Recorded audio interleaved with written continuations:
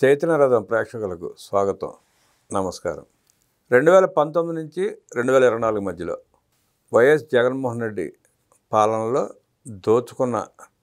దోచుకున్న మంత్రులు, ఎమ్మెల్యేలు, సోషల్ మీడియా వేదికగా వ్యక్తులను వ్యక్తిగత హననం చేసిన వాళ్ళు కానీ, అలాగే 2024 ఎన్నికలు ఓడిపోయిన తర్వాత నోటికి పని చెప్పి ఇష్టానుసారం మాట్లాడుతున్న వాళ్ళు కానీ, బెదిరిస్తున్న వాళ్ళు కానీ, వీళ్ళందరికీ శిక్షలు పడే అవకాశం ఉందా లేదా, పోలీసులు వీళ్ళ మీద చర్యలు తీసుకునే అవకాశం ఉందా లేదా, వీళ్ళందరి మెడల మీద కత్తులు వేలాడుతున్నాయా లేదా అడిగి తెలుసుకునే ప్రయత్నం చేద్దాం. వివరించడానికి సీనియర్ జర్నలిస్ట్ అరవింద్ కొల్లి గారు ఉన్నారు. వారిని అడిగి మరిన్ని విశేషాలు తెలుసుకుందాం. నమస్కారం. నమస్కారం రామరామన్ గారు. మీ క్వశ్చన్లో నేను చెప్పాల్సిన సమాధానం సగం పైగా మీ క్వశ్చన్లో అని చెప్పేశారు. అసలు మీకు జగన్మోహన్ రెడ్డి పాలనలో చరిత్ర చెప్పడానికి కొన్ని గంటలు సరిపోదు. అంటే వ్యవస్థల్ని ఎట్లా దిగజార్చారు దగ్గర నుంచి మొదలుపెట్టి వ్యవస్థల్ని ఏ రకంగా పక్కదారి పట్టించారు అనే దగ్గర వరకు అదొక కేస్ స్టడీగా చెప్పాలి. అది కేస్ స్టడీ అనే పదం నేను వాడటం 100% కరెక్టు. అది ప్రతి ఘటనలోనూ ప్రతి అంశంలోనూ ఆ రకమైనటువంటి డీవియేషన్స్ కానీ, తమ అనుకూలమైనటువంటి వాళ్ళకి ఇచ్చినటువంటి పదవులు కానీ, పోస్టింగ్స్ కానీ, పోలీస్ శాఖలో ఇచ్చినటువంటి పోస్టింగ్స్ కానీ, వీటన్నిటి చుట్టూ ఇది ఒక పెద్ద కేస్ స్టడీ. అయితే మీరు అన్నట్లుగా ఏదైతే గతంలో బాగా అతివేషాలు వేసినటువంటి వాళ్ళు కానీ, లేదా క్రిమినల్ ఇంటెన్షన్ తోటి వ్యక్తిత్వ హననం చేసినటువంటి వాళ్ళు కానీ, వీటన్నిటికీ సంబంధించినటువంటి ఒక క్లారిటీ అయితే మన సైడ్ నుంచి ఉండాల్సిందే. అంటే పైనుంచి చూస్తున్నటువంటి మాలాంటి వాళ్ళకి కానీ, వ్యవస్థలో భాగమైనటువంటి మీలాంటి వాళ్ళకి కానీ ఒకటి క్లియర్గా ఉన్నదేంటి, వ్యక్తిత్వ హనన నుంచి మొదలుపెట్టి క్రిమినల్ కాన్స్పిరసీ వరకు ప్రతి దాంట్లోనూ ఒక మాల్ ఇంటెన్షన్ తోటి, ఒక నెగటివ్ ఇంటెన్షన్ తోటి ఈ రకమైనటువంటి ఫ్యాబ్రిక్ నడిచింది అనేది వాస్తవం. అయితే ఒకటి మాత్రం మాట్లాడుకోవాల్సినటువంటి అంశం ఏంటంటే, కూటమి ప్రభుత్వం ఏర్పడిన తర్వాత కొంతమంది రిలాక్స్ అవుతున్నారు అనేటటువంటి విషయం ఎంత నిజమో, కూటమి ప్రభుత్వం ఏర్పడిన తర్వాత రెడ్ బుక్ అనే పదాన్ని కానీ, ఆ వ్యాఖ్యని కానీ, ఆ రెడ్ బుక్ కలర్ని కానీ చూస్తే అంత భయపడిపోతున్నారు, నిద్రలేని రాత్రులు గడుపుతున్నారు అనేది కూడా అంతే వాస్తవం. చిన్న వ్యాఖ్యలే చేశాము అనుకున్నటువంటి వ్యక్తుల నుంచి మొదలుపెట్టి పెద్ద కాన్స్పిరసీకి కారణమైనటువంటి మీడియా సంస్థల అధినేతలు, రాజకీయపరమైనటువంటి బ్యాక్గ్రౌండ్ ఉన్నటువంటి వాళ్ళు, అదే సందర్భంలో ఈ మొత్తం సోషల్ మీడియాలో జరిగినటువంటి ప్రచారానికి, వ్యక్తులని టార్గెట్ చేసి చేసినటువంటి ప్రచారానికి, పార్టీని టార్గెట్ చేసి చేసిన ప్రచారానికి ఎవరెవరైతే కీలక వ్యక్తులు ఉన్నారో వాళ్ళ మెడ మీద కేసుల కత్తి, అరెస్టు కత్తి ఎలాడుతుందని చెప్పక తప్పదు. అదే సందర్భంలో సజ్జల రామకృష్ణారెడ్డి ఇటీవల మాట్లాడిన మాటలు మనం కూడా ఆల్రెడీ దాని మీద ఒక వీడియో చేసాం. అక్కడ గమనించాల్సిన అంశం ఏంటి, సజ్జల రామకృష్ణారెడ్డి ఖచ్చితంగా భయపడుతున్నాడు. సజ్జల రామకృష్ణారెడ్డికే భయం ఉన్నాక ఇంకా చిన్న స్థాయి నాయకులు, ఇంకా అంటే వాళ్ళ స్థాయికి తగినటువంటి వ్యాఖ్యలు, చాలా హీనంగా కించపరిచేటువంటి వ్యాఖ్యలు చేసినటువంటి వ్యక్తులు కానీ, గ్రూపులు కానీ భయపడటంలో అర్థం లేదు. భయపడరు అంటే అర్థం లేనటువంటి అంశం. ఖచ్చితంగా ఆ రకమైనటువంటి స్పీడు, నాలిక స్పీడు వాడినటువంటి వాళ్ళందరికీ ఆ రకమైనటువంటి భయం మొదలైంది. ఆల్రెడీ కొంతమంది అది అంటే అండర్ ట్రయల్ ఖైదీలుగా ఉండి, అదే సందర్భంలో వాళ్ళ మానసిక క్షోభ ఎంత అనుభవిస్తున్నారు, ఎంత అరే తెలియక వాడేశాము అనేటటువంటి దగ్గర నుంచి ఉద్దేశపూర్వకంగా మాట్లాడినటువంటి నెగిటివ్ మాటలు, ఆ రకమైనటువంటి కారు కూతలు అనే పదం చాలా చిన్నది వాళ్ళు మాట్లాడినటువంటి మాటలే. అటువంటిది చేసినటువంటి వాళ్ళు, అటువంటి వ్యాఖ్యానాలు చేసిన వాళ్ళు ఇప్పుడు వాళ్ళకి సంబంధించినటువంటి భయాలు వాటన్నిటిని చూస్తుంటే అంటే ఒక వర్గం మొత్తం భయపడుతోంది అనేది ఖచ్చితంగా చెప్పక తప్పదు. వీళ్ళు దోచుకోవటం మనం అనుకునే వ్యక్తిహనాలు కాకుండా హత్యలు లాంటివి చాలా చేశారండి. అసలు ఆ పని చేయలేదు, ఈ పని చేశారంటాక ఏమీ లేదు. ఎక్కడ అవకాశం ఉంటే అక్కడ దోచుకున్నారు.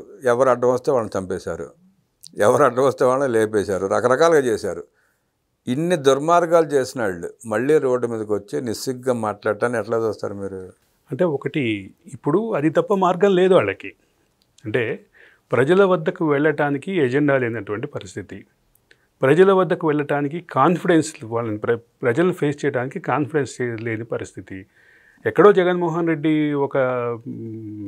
ఒక కార్యక్రమం నిర్వహించడం, దానికి ఏదో కొంత హడావిడి జరగటం తప్ప పార్టీ యంత్రాంగం మొత్తం, వైసీపీ పార్టీ యంత్రాంగం మొత్తం ఒక పక్క రెడ్ బుక్ భయంలో ఉంది, మరో పక్క ప్రజలకు ఎజెండాని ముందుకు తీసుకెళ్లేటటువంటి పరిస్థితి లేదు. రెండోది, ఎంత మాట్లాడినా అంటే కూటమి హయాంలో ఇచ్చినటువంటి హామీలు, ఎలక్షన్ హామీలు, వాటి ఆచరణ, ఇది మాత్రమే మాట్లాడదాం అనుకుంటే దీనికి సంబంధించినటువంటి సబ్జెక్టులో ఒక నెగిటివ్ కనిపిస్తుంది. వైసీపీ నాయకులతో మాట్లాడేటప్పుడు మేము చేయనటువంటి వాటిని, మేము హామీలు అమలు చేయలేదు, మేము పెన్షన్ పథకం మారుస్తామన్నాం, అక్కడి నుంచి మొదలు పెడితే మేము చేయని హామీలు కూడా చాలా ఉన్నాయి, కాబట్టి మేము చేయలేనటువంటి హామీలని ఇప్పుడు కూటమి ప్రభుత్వం చేస్తుందనేది, చేయలేదనేది ఎట్లా, ఏ రకమైనటువంటి ప్రచారం చేస్తామనే చర్చలు కూడా కూటమితోటి పోల్చుకొని, తమ పాలనని పోల్చుకొని వైసీపీ నాయకులు సెల్ఫ్ డిఫెన్స్లో పడినటువంటి పరిస్థితి. కూటమి హామీలను అమలు జరిపిందా లేదా అంటే కొన్ని జరిపింది, కొన్ని జరపలేదు, కొన్ని రాష్ట్ర ప్రజలకి దానికి విషయంలో క్లారిటీ ఇచ్చింది. ఆ క్లారిటీ ఇచ్చేటటువంటి క్రమంలో కొంత సైద్ధాంతికపరమైన చర్చ కానీ, అదే సందర్భంలో కొంత ఆచరణాత్మకమైన చర్చ కానీ జరిగింది. వీటి విషయాన్ని పక్కన పెట్టి వైసీపీ నాయకుల వ్యవహార శైలిని మాత్రమే చూసుకుని మాట్లాడితే ఆ రకమైనటువంటి సెల్ఫ్ డిఫెన్స్లో ఉన్నటువంటి ఒకవైపు, రెండో పక్క కేసులకి సంబంధించినటువంటి భయాలు, గతంలో మాట్లాడినటువంటి మాటలకు కానీ, గతంలో మాట్లాడినటువంటి చేష్టలకు కానీ, వీటన్నిటికీ వాళ్ళ మెడ మీద ఏదైతే కేసులకు కత్తివేలాడుతుందో ఈ భయం, వీటన్నిటి నేపథ్యంలో వైసీపీ పార్టీ నిస్తేజమై ఉంది ఆంధ్రప్రదేశ్ రాష్ట్రంలో, ప్రతిపక్ష పాత్ర పోషించేటటువంటి పరిస్థితిలో లేదు అనేది కూడా మాట్లాడక తప్పదు. అంటే అధికారంలో ఉన్నటువంటి పార్టీ కూడా తమకు మంచి బలమైన ప్రతిపక్షం ఉండాలని కోరుకునేటటువంటి రాజకీయ వ్యవస్థలో ఆ రకమైనటువంటి రాజకీయాల్ని కోరుకునేటటువంటి వ్యక్తులు పార్టీ ఉన్నటువంటి అధికారంలో ఉన్నటువంటి పరిస్థితిలో ఇప్పుడు ఆ రకమైనటువంటి పాత్ర కూడా పోషించలేని పరిస్థితిలో వైసీపీ ఉందని చెప్పక తప్పదు. అదేమి దాపరికమే లేదు అందులో. ప్రజల ఉద్యమం లేని ఏ ఉద్యమం సక్సెస్ కాదు, ఆ సంగతి మనకు తెలుసు. అలాంటిది నిన్న ప్రజలు నాకు వెన్నుపోటు పొడిచారని చెప్పి జగన్మోహన్ రెడ్డి రోడ్డు మీదకి వస్తే ప్రజలు అసహించుకోవడంతో పాటు చీకొట్టడం, కనీసం ఆ పార్టీ నాయకులు, కార్యకర్తలు కూడా పాల్గొనలేని పరిస్థితి. ఈయన పిలుపునిచ్చాడు, యలహంక ప్యాలెస్ పారిపోయి పడుకున్నాడు అక్కడ. దాన్ని ఎట్లా చూస్తారు మీరు? అంటే నేను అదే చెప్పాను ఇందాక, మనం మాట్లాడుతున్న క్రమంలో ఒకటి చాలా క్లియర్గా మాట్లాడాం. ఆయన ఇచ్చినటువంటి పిలుపు కానీ, ఆయన నాయకులు, ఆయన కార్యకర్తలు పాటించాల్సినటువంటి పిలుపు కానీ, ఈ రెండింటికి ఆ రకమైనటువంటి ఫేస్ చేయలేనటువంటి పరిస్థితిలో వైసీపీ ఉంది కాబట్టే ఈ రకమైనటువంటి నిస్తేజం పార్టీలో ఉంది అనేది చెప్పక తప్పదు. కనీసం వాళ్ళ పత్రికలో, వాళ్ళ మీడియాలో ప్రముఖంగా వేసుకోవడానికి కూడా ఎక్కడ పేరు ఉన్న స్థాయిలో, ఎక్కడ ప్రముఖ స్థాయిలో ఉద్యమం జరగలేదు, వాళ్ళు చెప్పుకున్నటువంటి పిలుపు అమలు జరగలేదు అని వాళ్ళ పార్టీ నాయకులు, వాళ్ళ పార్టీ మీడియానే వ్యక్తం చేస్తున్నటువంటి అభిప్రాయాన్ని పరిగణలోకి తీసుకొని చూస్తే అది మాత్రం పార్టీలో ఒక రకమైన నిస్తేజం ఉంది, భయం ఉంది, రెడ్ బుక్ భయం ఉంది, పార్టీలో నిస్తేజం ఉంది. ఈ రకమైనటువంటి గందరగోళ పరిస్థితిలో ప్రతిపక్ష పాత్ర పోషించే స్థాయిలో కూడా వైసీపీ లేదని చెప్పక తప్పదు. ఇది జనరల్గా ఇట్లాంటి కంక్లూజన్స్కి రాము మనం, కానీ పరిస్థితి చూస్తే అదే రకమైన కంక్లూజన్ పరిస్థితి కనిపిస్తుంది. వైఎస్ఆర్ కాంగ్రెస్ పార్టీలో కొంతమంది నాయకులు మమ్మల్ని కేసు పెట్టి లోపలేండాయా బాబు అని పోలీసులను బతిమాలితే ఎట్లా కేసు పెట్టలేదు. వాళ్ళు దౌర్జన్యం చేస్తే కేసు పెడతారని ఉద్దేశంతో నేను అంబటి రాంబాబుని చూసాం, తర్వాత జోగి రమేష్ని చూసాం. వీళ్ళు పోలీసులు తిరగబడుతున్నారు ఏకంగా. అంటే ఇప్పుడు ప్రజలలో ఉండలేక కనీసం ఆ కేసు అయినా పెట్టండి బాబు, మేము ఏదో ఆ కేసుతోటైనా పార్టీలో ఉన్న హీరోలు అవుతాము అనేటటువంటి పరిస్థితి కనిపిస్తుంది. అయితే పార్టీలో హీరోలు అవటమే కానీ కేసులు ఎదుర్కొన్నటువంటి వ్యక్తులకి సంబంధించిన కొంతమంది, అంటే కొన్ని కేసులు చూస్తే ఒక పక్క పోసాని కృష్ణమురళి, మరో పక్క వంశీ, తర్వాత బోరగడ్డ అనిల్, ఇటువంటి వాళ్ళకి సంబంధించినటువంటి స్పీడ్ కానీ, వ్యవహార శైలి కానీ, వాళ్ళ మాట తీరు కానీ ఏ స్థాయిలో మారిపోయినాయని చూస్తున్నాం. అది అటువంటి స్థాయిలో ఉన్నటువంటి మొత్తం పార్టీలే డిఫెన్స్లో ఉన్నటువంటి పరిస్థితిలో, పార్టీ యంత్రాంగమే డిఫెన్స్లో ఉన్నటువంటి పరిస్థితిలో ఈ రకమైనటువంటి మానసికమైనటువంటి మార్పు వాళ్ళలో కనిపిస్తోంది. కాబట్టి పూర్తిగా వాళ్ళు క్లెయిమ్ చేసుకునే పరిస్థితి లేదు. అంబటి రాంబాబు, జోగి రమేష్ లాంటి వాళ్ళు మేము జైలుకి వెళ్తే హీరోలు అవుతాం అనుకుంటున్నారేమో, కానీ ఆ హీరోలు అయ్యేటటువంటి వాతావరణం అయితే రాష్ట్రంలో లేదని చెప్పక తప్పదు. జైలుకి వెళ్తే హీరోలు అవటానికి జైలుకి వెళ్ళిన వలమినేని వంశీ ఎట్టా చేరాడు అదే చెప్తున్నాను నేను. బొరగడ్డ అనిల్ కూడా అంతకుముందు ఎక్కువగా నోటిని ఎక్కువగా వాడే వ్యక్తి ఇవాళ అసలు నోరు వాడటానికే భయపడేటటువంటి పరిస్థితి ఉంది.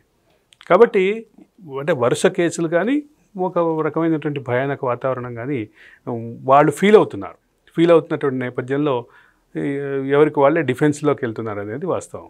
10 ఏళ్ళు జిమ్ చేసిన సహజంగా తగ్గని వెయిట్ని నెల 2 నెలల్లో చక్కగా తగ్గిపోయారు వలమినేని వంశీ, బోరగడ్డ అనిల్ ఇద్దరు. వాళ్ళని చూసిన బుద్ధి తెచ్చుకోకుండా వీళ్ళు కూడా ప్రధానంగా గమనించాల్సింది ఏంటంటే, కేసులు పెట్టి జైలు పంపిస్తే జైల్లో మానసిక ధైర్యం ఉన్నవాడు, మానసిక స్థైర్యం ఉన్నవాడు బలంగా ఉండొచ్చు. కానీ ఇట్లా తప్పు చేశామన్న ఫీలింగు, ఒక భవిష్యత్తు ఏంటి అనే గందరగోళం, ఈ పరిస్థితి ఉన్నవాళ్ళు ఖచ్చితంగా వాళ్ళ శారీరకంగా, మానసికంగా ఆ రకమైనటువంటి ఫలితాలు పొందుతారు. ఖచ్చితంగా ఆ రకమైనటువంటి ఇబ్బందికరమైనటువంటి పరిస్థితి ఎదుర్కొంటారనేది ఖచ్చితంగా చెప్పడానికి తప్పదు. ప్రజల కోసం పోరాడకుండా తన కేసులు, తన మంది కేసుల కోసం పోరాడుతున్న జగన్మోహన్ రెడ్డి రాజకీయాల్లో కొనసాగించగలడంటారా, ఇమ్మగలడంటారా? అంటే ఇప్పుడు జగన్మోహన్ రెడ్డి రాజకీయ భవిష్యత్తు కూటమి ప్రభుత్వం అతని మీద కేసుల్ని ఏ రకంగా ఏ దశలో తీసుకెళ్తుంది అనేటటువంటి పరిస్థితి మీద ఆధారపడి ఉంటుంది. అయితే ఇక్కడ ఒకటి గమనించాలి, కొంతమంది వైసీపీ నాయకులు కానీ, ముఖ్యంగా జగన్మోహన్ రెడ్డికి ఉన్నటువంటి లాబీ కానీ, వాళ్ళు చెప్తున్నటువంటి అంశం ఏంటంటే, కేసులు పెట్టుకొని మళ్ళీ మేము హీరోలుగా బయటకు వస్తామని. కానీ కూటమి ఇప్పుడు చేస్తున్న పని కూడా అనుకుంటున్నాను నేను, దీనివల్ల అరెస్టు మూలంగా పొలిటికల్ మైలేజ్ పొందే అవకాశం లేకుండా పూర్తి స్థాయిగా కట్టుబాట్లతోటి అరెస్టు దిశగా వెళ్ళేటటువంటి అవకాశాలు కనిపిస్తున్నాయి. జ్యుడిషియరీ కూడా అదే రకమైనటువంటి డైరెక్షన్లో వెళ్తుంది. కాబట్టి జగన్మోహన్ రెడ్డి కానీ, జగన్మోహన్ రెడ్డితో ఉన్నటువంటి వాళ్ళందరి మీద కానీ మెడ మీద కత్తులకి సంబంధించినటువంటి అరెస్టుకి సంబంధించిన కత్తి వేలాడుతూనే ఉంది. అది ఎప్పుడు అరెస్టు దిశగా వెళ్తుంది అంటే, మళ్ళీ నేను చెప్తున్నా, పొలిటికల్ మైలేజ్ తీసుకునే అవకాశం లేకుండా అరెస్టు జరిగే అవకాశం అయితే క్లియర్. సార్, ఇక్కడ పొలిటికల్ మైలేజ్ రావడానికి వాళ్ళేమి సేవలు చేయలే, రాష్ట్రాన్ని లూటీ చేశారు, ప్రజలను దోచుకున్నారు, వేల మంది ప్రాణాలు పోగొట్టారు. అలాంటి వాళ్ళకి అరెస్ట్ మాత్రం మైలేజ్ వస్తుందంటారా? మైలేజ్ వస్తుందా రాదేదో పక్కన పెడితే ప్రచారం చేసుకుని మైలేజ్కి దిశగా వెళ్ళేటటువంటి అవకాశం ఉంది.